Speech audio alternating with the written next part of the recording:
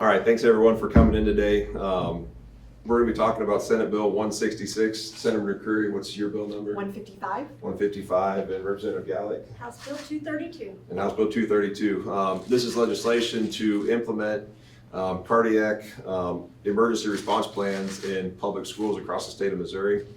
The reason this is important is because these are major life-saving devices.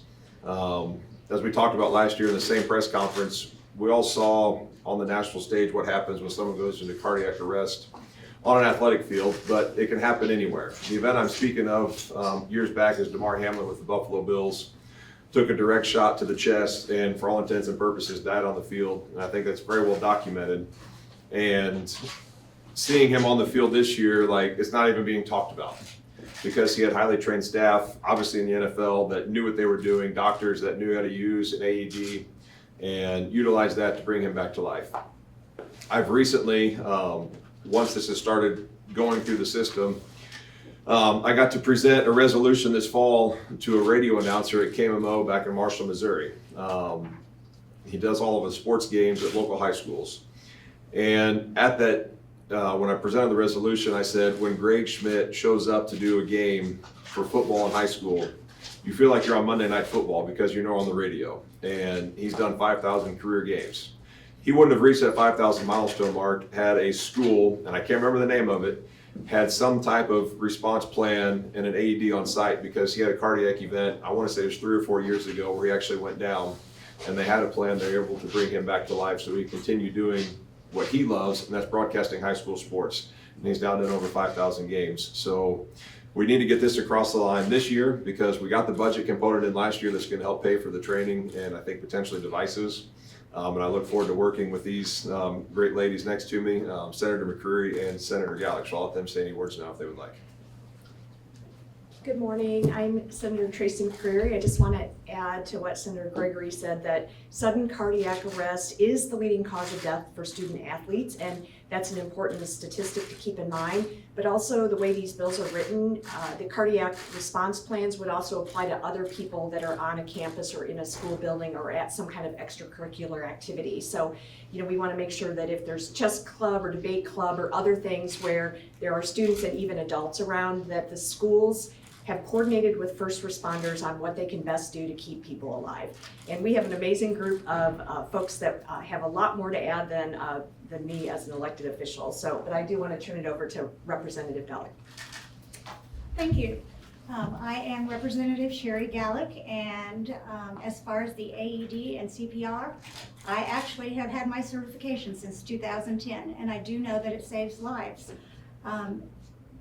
Back to what the senator said about everyone. There's not just students, or there's not just teachers in a school. There are janitors. When you have a school board meeting, there's the public. This encompasses any facet of a school activity, and it requires a plan. Not necessarily that everybody is doing something, but everybody knows what to do. And I can also speak, I was on a plane last year.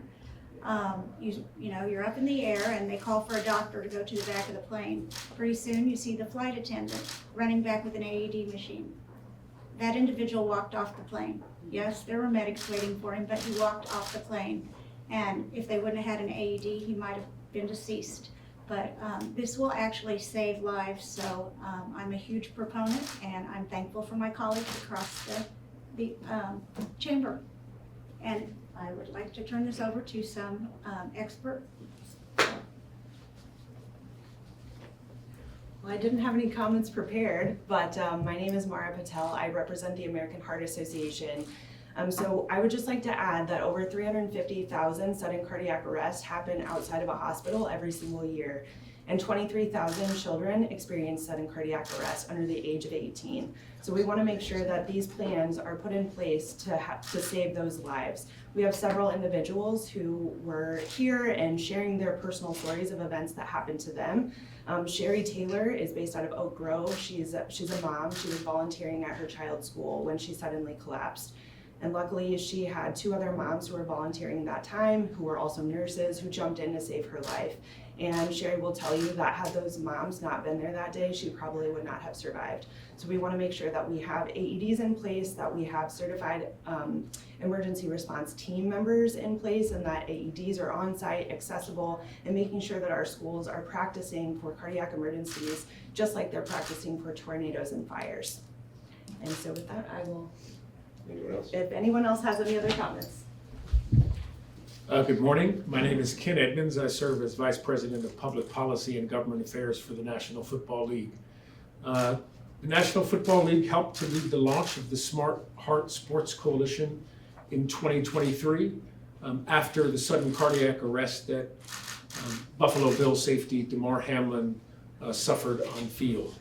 We want high schools and other schools across this state and across the country to have the core elements of the same emergency response that saved Damar's life in place so that they may save the lives of young people that suffer a sudden cardiac arrest. As you've heard, it is the leading cause of death among young athletes, and we want to ensure that when a sudden cardiac arrest takes place, those who are around young people and others that visit schools and school-sponsored athletic events have the know-how, have the resources, and have the confidence to swing into action and take the emergency steps to save young people's lives. This bill will do that. I'm happy to join with our champions in the Senate and in the House, and we call on the General Assembly to pass this bill as soon as possible. We know that doing so will set a new standard for emergency preparedness in this state, and it will help to protect the lives of young people and others. All right, I guess I'll open up any questions if anyone has any. We'll be happy to answer, or we'll move on. With a bill like this that has bipartisan support and only good intentions, why are you facing a challenge to get it across the finish line? You said this is at least the second year you've worked on it? Well, I say it's a challenge, but it's the second year. We got the money component in the budget last year, but due to issues in the legislature last year, as we're all aware of, the legislative component of it didn't get across the finish line. And so I think things are looking better this year, and hopefully we can get it done. So without the legislative component, is that money just being unused in the budget right now? Yeah, it's just sitting there. I haven't actually checked to see if it's been reappropriated. I'm assuming it has, as many other funds get reappropriated year after year. Talk me through the specs of the bill. Are AEDs required in schools right now, or does this require them to be in schools? They are not required. They're not required. The last slide, it's kind of a patchwork and a framework. Like I can speak for like the high school where I went to, Santa Fe and Alma. I don't know for sure that they were there before the radio announcer, but we named our radio booth Greg Schmidt Radio Booth, like specifically. And so I know for a fact after that event, I know there was one place there. I don't know if that was the reason behind it, but I know there's one there now. Just in the summary, it says for schools with an athletic department or organized school athletic program, an AED shall be clearly marked and easily accessible in an unlocked location at each athletic venue and event. Then the AED shall be accessible during the school day in any school-sponsored athletic event or team practice. So I'm going to be saying pretty clearly that they shall be required in the schools. And I think that's really what the budgetary component was to be able to provide those. So talk to me about schools working with local emergency services. So the schools put them in, and how would that work with working with local like EMS providers, things like that, and not just installing them, but also the training component of that as well. I think that's going to be kind of left up to individual school districts and how they work with the emergency services. But it's how, Kurtis Gregory sees that working is it does no good to put a plan in place if the local authorities don't know about it, like the people that you're actually going to be calling. And so I would see that working is we're going to start doing this, we're going to apply the AED, we're going to go through this training. That way the authorities that are coming know what's getting done while they're en route, and by the time they show up, we know we're at this point, we're going to turn it over to the quote unquote professionals, the EMS, EMTs, firefighters, whoever shows up in that event. Kind of a loaded question. You were explaining your why, but why hasn't this been introduced earlier? That's a great question, and I would, a lot of things happen because of things that happen, right? I would say the DeMar Hamlin situation is really what opened a lot of people's eyes to it. As the AED started coming online, I think I started noticing them in different places. I think, local grade schools, you see them, we're trying to purchase this to put in our school because it is a very effective way to help someone in a cardiac event. But the means for saying we need to have something in place a lot of times doesn't happen, unfortunately, until there is a tragic event that happens. Or fortunately, the event in the NFL in that football game, it was not a tragic event. It was a story of this is what happens when there is a plan in place and you've got professionals there that know what to do.